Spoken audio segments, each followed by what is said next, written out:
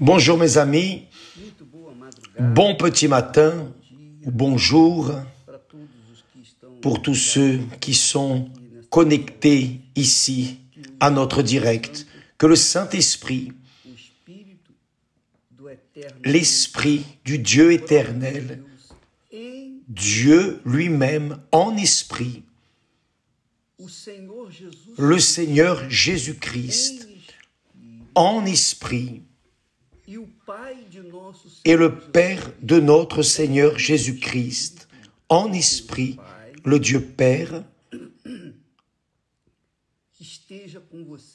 soit avec vous en cet instant pour ouvrir la compréhension, pour donner la connaissance, la sagesse, pour révéler le Dieu vivant qu'il est, l'unique et véritable Dieu. Lorsque Jésus dit que celui qui ne naît pas de nouveau ne peut pas voir le royaume de Dieu,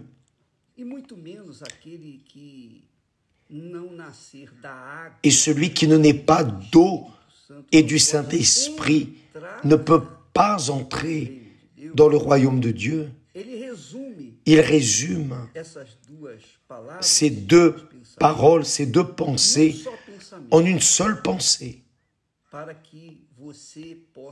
pour que vous puissiez comprendre la grandeur de ce que veut dire recevoir le Saint-Esprit. Il dit, ce qui est né de la chair est chair, c'est-à-dire nous tous, êtres humains, nous sommes nés de la chair, excepté le Seigneur Jésus, qui est né du Saint-Esprit. Le Saint-Esprit est descendu sur Marie et a mis en elle la semence divine. Et là est né le Fils de Dieu, le Seigneur Jésus-Christ.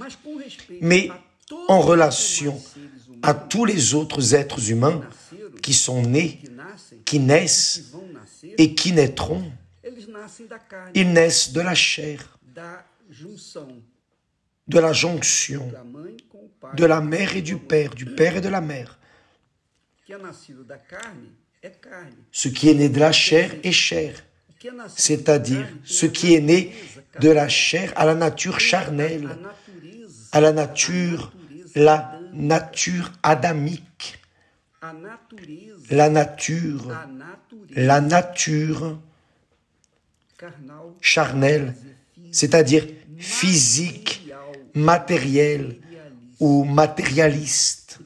Donc, quand une personne est charnelle, elle n'a pas la vision spirituelle, elle ne sait pas ce que signifie la partie spirituelle. Elle ne comprend pas Dieu parce que Dieu est esprit. Comment est-ce qu'une chair peut comprendre l'esprit de Dieu? Dieu est esprit. Et l'être humain, pour avoir un contact, une communion avec l'esprit de Dieu, au minimum, doit être esprit, parce que s'il est chair,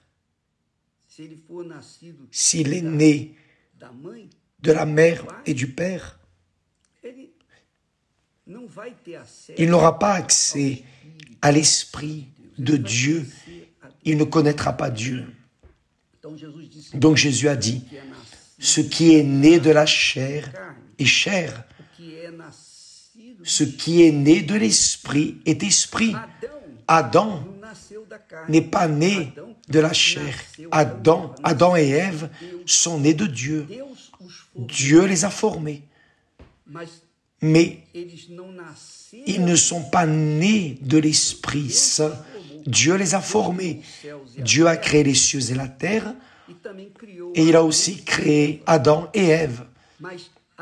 Mais Adam et Ève ne sont pas nés de Dieu. Si vous pouvez me comprendre, ils ont été faits par Dieu, tout comme les anges ont été faits par Dieu. Les anges ne sont pas nés de Dieu.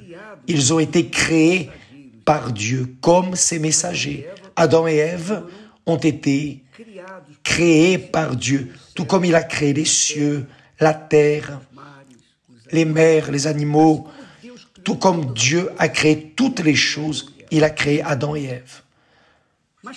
Mais lorsque Jésus est venu à ce monde, il a été engendré, il est né du Saint-Esprit. Il est né du Saint-Esprit parce que le Saint-Esprit est descendu sur la Vierge Marie et a mis la semence divine en elle. Là est né le Fils de Dieu. Jésus, oui, est le seul né de Dieu. Et à partir du Seigneur Jésus,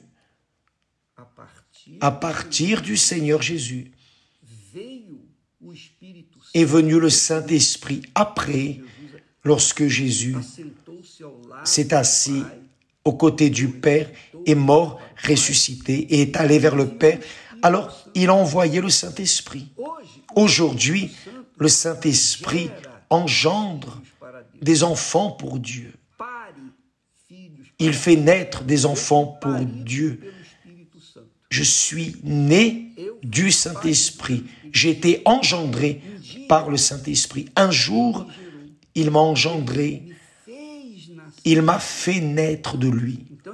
Donc, j'ai cessé d'être chair. Mon origine, ma nature a cessé d'être charnelle pour être spirituelle. Et cela est en train d'arriver depuis que le Saint-Esprit est venu pour la première fois le jour de Pentecôte. Donc, quand le Saint-Esprit est venu le jour de Pentecôte, lorsqu'il est descendu sur les 120 personnes qui étaient au Cénacle, ces 120 personnes ont été engendrées par le Saint-Esprit. Et à partir de là est commencée l'Église du Seigneur Jésus. C'est-à-dire, l'Église du Seigneur Jésus est formée d'enfants de Dieu, engendrés, nés par le Saint-Esprit lui-même. Donc, l'Église du Seigneur Jésus n'a pas un nom, c'est le corps du Seigneur Jésus. Donc, quand la personne reçoit le Saint-Esprit, elle est engendrée par le Saint-Esprit. C'est pour cela qu'elle est une nouvelle créature. Elle n'est plus charnelle, elle n'est plus assujettie, limitée à ce monde cruel. Bien que nous vivions dans ce monde, mais nous ne sommes plus limités à ce monde. Parce que lorsque nous sommes engendrés par le Saint-Esprit, lorsque nous naissons du Saint-Esprit, lorsque le Saint-Esprit descend sur nous, il nous fait naître de nouveau. Nous cessons de porter la nature humaine, la nature physique, la nature matérielle, pour être une nature spirituelle. L'apôtre Paul enseigne cela dans des mots simples. Le premier homme, Adam, devint une âme vivante. Le dernier Adam, Jésus, se référant au Seigneur Jésus, est devenu un esprit vivifiant. Et c'est ce qui doit arriver avec vous, avec tous les êtres humains. Vous devez être esprit. Si vous êtes âme vivante, vous pouvez appartenir à une dénomination, à une église, à l'église universelle. Vous pouvez être pasteur, ouvrier, vous pouvez être évêque, ce que vous voulez, dans une église physique. Mais si vous n'êtes pas né du Saint-Esprit, vous continuez à être une âme vivante et par conséquent, vous n'avez pas de capacité, de condition de vaincre votre chair. Vous n'avez pas de condition de vaincre le péché. Vous n'avez pas de condition de vaincre le diable. Vous n'avez pas de condition de vaincre le monde parce que vous portez encore la nature adamique, la première nature d'Adam et Ève, la nature physique. Et là, vous restez une âme vivante. Mais quand le Saint-Esprit descend sur nous, il fait de nous des esprits. Il nous rend esprit vivifiant, c'est-à-dire esprit qui donne la vie, esprit qui transfère la vie aux personnes qui sont mortes dans leur péché. Donc, quand Jésus dit « ce qui est né de la chair est chair », est chair. Tant qu'il est chair, il sera assujetti au péché, au vice, sera assujetti aux immondices, à être bouc qui restera à la gauche de Dieu, qui sera détruit. Mais quand la personne née du Saint-Esprit, elle est esprit, elle porte en elle la nature divine, parce qu'elle est enfant de Dieu. Là, oui, elle est fille de Dieu, enfant de Dieu. Elle porte l'image de Dieu, la ressemblance du Très-Haut. Parce que cette personne est esprit vivifiant. Je ne sais pas si vous êtes en train de me comprendre. Évidemment, si vous êtes né de l'esprit, vous comprenez parfaitement cette explication. Si vous n'êtes pas né de l'esprit, vous n'avez pas encore reçu le Saint-Esprit. Si le Saint-Esprit n'est pas encore venu sur vous, vous devez être confus, confuse. Mais ne restez pas préoccupés, non. Mettez votre foi, votre focus pour recevoir le Saint-Esprit. Vous allez comprendre tout ce que je dis et plus encore. Voyez, par exemple, quand la personne lit la Bible, lorsqu'elle lit la Bible, si elle est âme vivante, elle ne comprend pas le langage biblique, car c'est un langage spirituel, un langage divin. C'est la langue divine. Par exemple, vous qui êtes né du Saint-Esprit, lorsque vous lisez la Bible, vous comprenez le langage de Dieu. Le Saint-Esprit illumine vos yeux et vous fait comprendre ce qui est écrit. Il vous révèle les Écritures sacrées parce que là, vous parlez le langage de Dieu, parce que seul le Saint-Esprit nous donne le langage du Très-Haut. Parfois, la personne veut recevoir le Saint-Esprit pour parler en langue. Le Saint-Esprit n'est pas venu pour cela. Le Saint-Esprit vient pour nous donner une nature divine, c'est-à-dire pour que nous cessions d'être âme vivante pour devenir esprit vivifiant. Il est clair, évident que celui qui est esprit vivifiant comprend qui est âme vivante parce qu'il a déjà été âme vivante.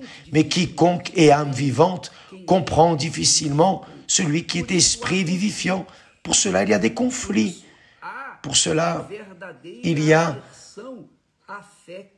une véritable opposition à la foi chrétienne dans ce monde. C'est pour cela que les chrétiens sont persécutés. Les chrétiens nés de Dieu, ils sont persécutés, calomniés, diffamés. Ils sont taxés de voleurs, comme moi principalement, le chef des voleurs de ce monde. Je suis le chef des voleurs d'âmes. Mais ils ne nous comprennent pas parce qu'ils sont âmes vivantes. Ils vivent au niveau, aux limites de la chair. Et qui est chair ne comprend pas qui est esprit. C'est la réalité. Jésus dit, ce qui est né du Saint-Esprit est esprit. C'est pour cela, mes amis, que nous sommes en train de fortifier l'idée que la personne doit recevoir le Saint-Esprit, car seul le Saint-Esprit, seul l'Esprit de Dieu, le Saint-Esprit est capable de nous faire naître de nouveau et être esprit vivifiant avec la même nature que notre Seigneur et Sauveur Jésus-Christ. Grâce à Dieu. Là, oui, la personne devient enfant de Dieu. Donc, cette conversation que tout le monde est enfant de Dieu, c'est pour que tout le monde reste consolé. Non, moi aussi je suis enfant de Dieu. Non, enfant de Dieu, c'est celui qui naît de l'Esprit de Dieu, qui naît de Dieu. Pour être enfant de Dieu, vous devez naître du Saint-Esprit. Ce n'est pas parce que vous appartenez à l'église ABC ou même l'église universelle que nécessairement vous serez enfant de Dieu, non. Pour naître de Dieu, vous devez naître du Saint-Esprit. Non de l'église, de la dénomination, du pasteur ABC ou de l'évêque. Non, vous devez naître du Saint-Esprit. Si vous ne naissez pas du Saint-Esprit, vous allez continuer à être qui vous êtes depuis que vous êtes né, malheureusement. Mais lorsque vous recevrez le Saint-Esprit, là oui, vous saurez ce qu'est être enfant de Dieu. Ce que veut dire être enfant du Très-Haut. Ce qu'est pouvoir arriver et dire « Notre Père qui es aux cieux ». Alléluia.